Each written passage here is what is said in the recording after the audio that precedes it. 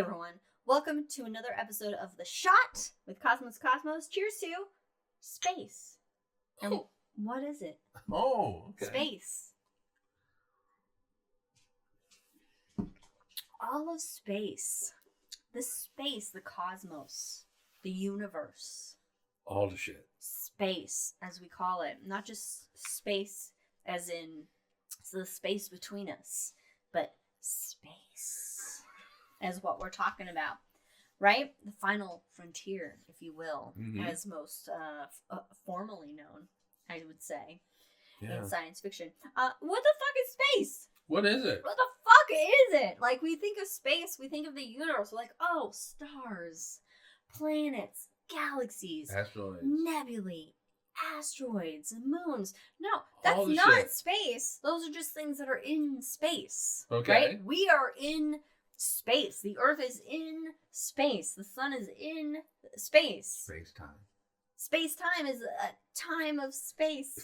So I'm gonna give you some definitions and explanations found from various sources online, but to be honest, it's really hard to comprehend what space actually is, because it's like everything and nothing all at the same time, basically. Okay. It's like that movie, right? Yeah. Everything everywhere all at once. Yeah.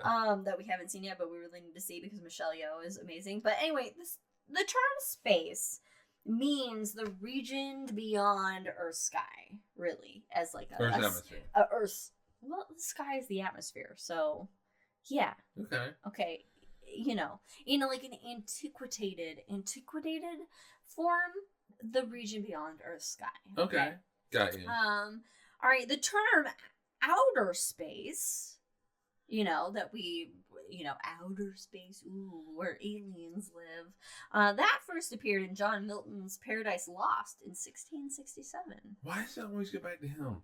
I don't know. It's a lot of shit that goes back to him. I've never read it. Okay, but from Earth, space, okay, it actually begins 62 miles above Earth's atmosphere at what's called the Kármán line. Or, I'm sorry, above sea level. Right, okay. Apologies. We recorded an episode before this. The Kármán line. This is when there's no real air to breathe or to scatter light. Okay, so you don't have a blue sky anymore. It's a dearth of atmosphere. It gets dark.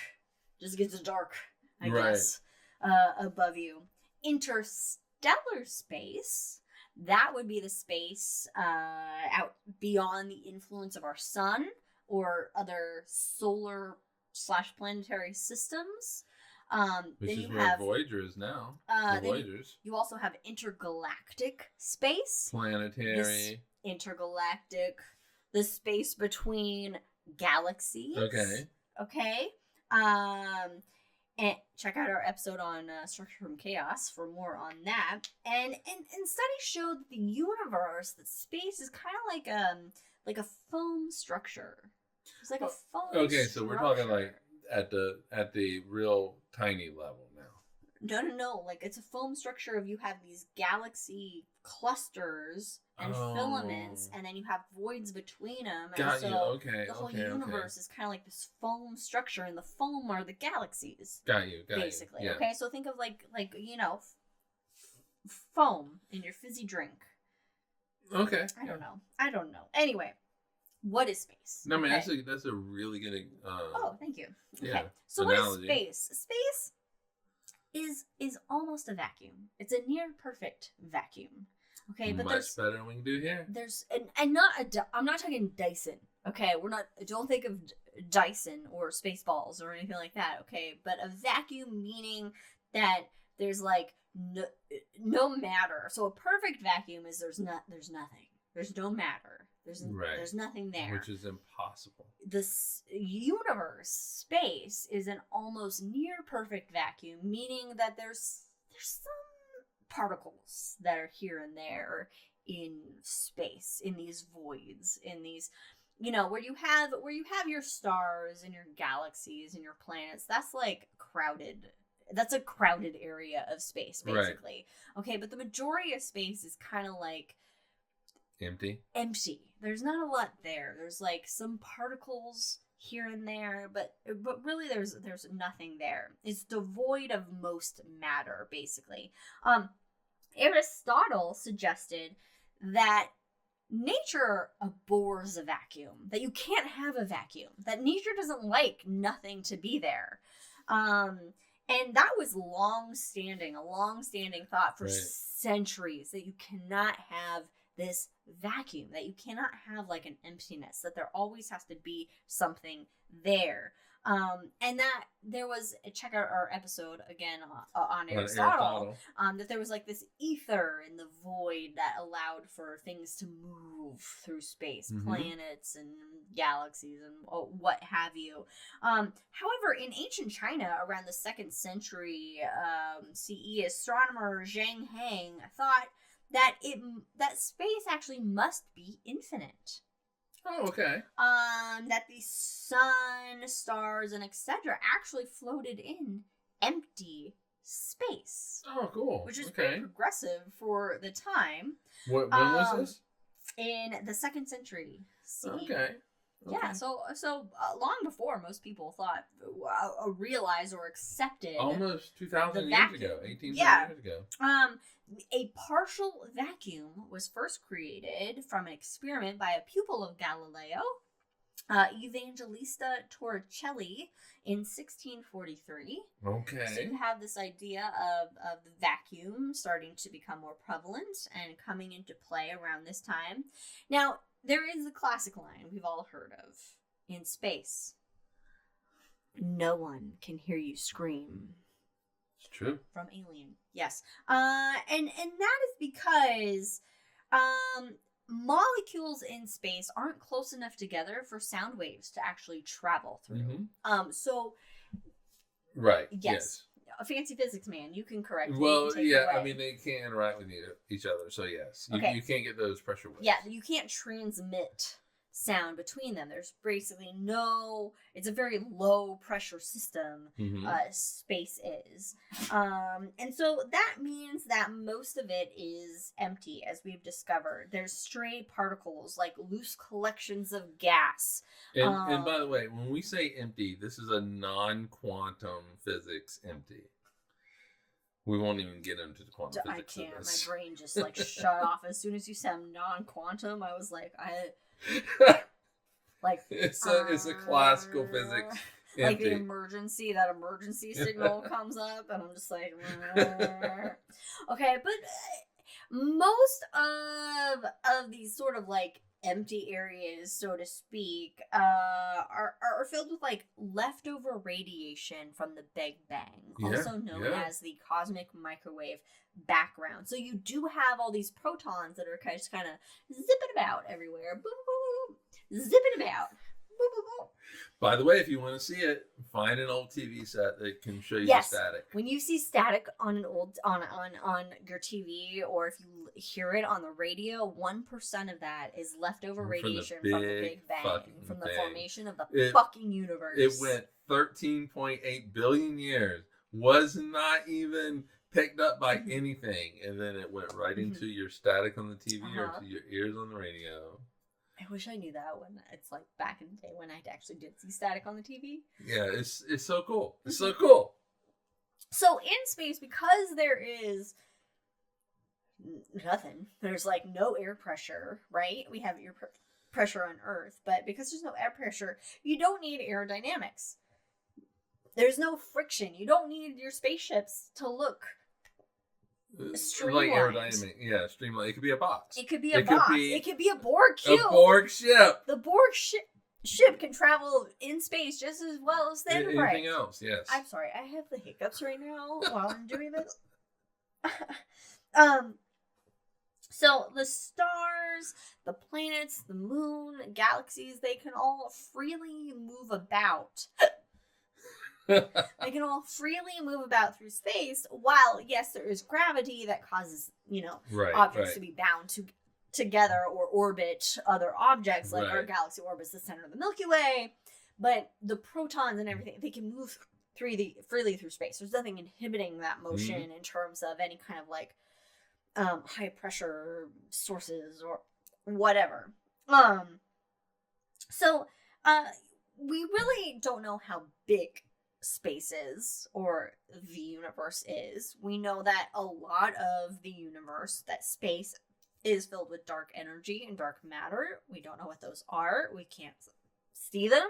They explain certain things for us, like extra mass in galaxies we can't see, which would be which would be for dark matter, or the expansion of the universe, accelerated expansion of the universe, which would be caused by dark energy.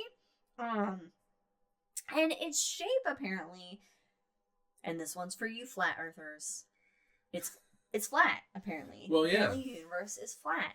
I can't wrap my head around that. Flat? Pancake flat? Like, it's flat? What's up and below the flatness? What's around the flatness? No, it doesn't mean that. I mean, if like, basically, if you look at it from a geometry point of view, Euclidean geometry, trigonometry. I never got even near that in school, so... basically because the universe is flat locally, that the circumference, basically the circumference of a circle, is 2 pi r. So pi has a certain value in this flat universe. If the universe was curved, and then the things like that for us, the circumference of a circle doesn't necessarily mean that somebody over here is going to measure that same circumference. So physics. So it's homogenic. It's homogenic, yeah. It's homogenic. So it doesn't mean that it's... The universe itself is homo, guys. Get over it.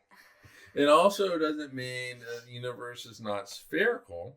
You can be spherical and still be flat locally. Okay, and so, we do that here on Earth, right? And so, so the universe is flat. But please do not give flat earthers any more information. No. My brain can still not understand it. Temperature. Apparently, the temperature of the universe, and this is a measure of the kinetic energy of gas. Okay, so this is just the average energy.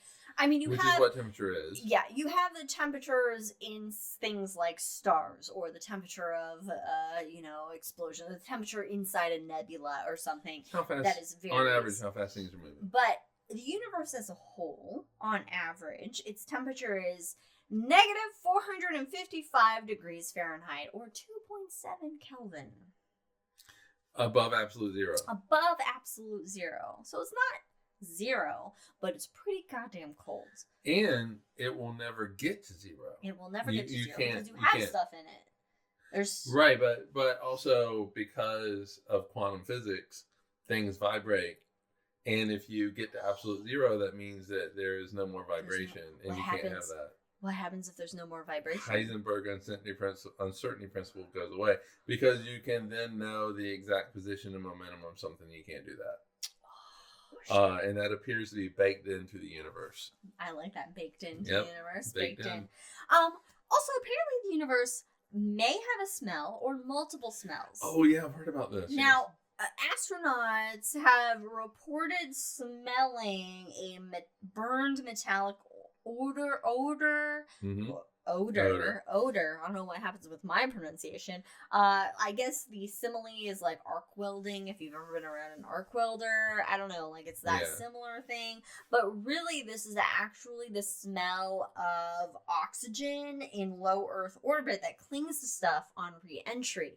The universe itself, space itself, could have a wide variety of smells that we don't know about. I had seen something like, there was an article like, and this was not the article, but it's the only thing that comes to my head, was universe smells like chocolate. And but it wasn't chocolate. It was not chocolate though that they referenced. If the universe smelled like chocolate. Oh god. Shit. But it did give a smell that the universe had. I wonder what that could be, if we could even smell it, and why don't we have a telescope that has a nose on it that we could smell stuff like? Why didn't we put a nose on Voyager? It's break through the interstellar, the heliosphere, right? Like it could smell interstellar space. Favorite visual. a nose on a telescope, Nose. just like sniffing around. It's just Like a big nose. James Webb has this like thing that pops out in front with just a nose. Yeah, and then it just relays some data back that it's And like then it it goes smells back. like chestnuts. I don't know. Yeah. Chestnuts roasting on an open fire, and they go, "Oh, Oh. Christmas is real."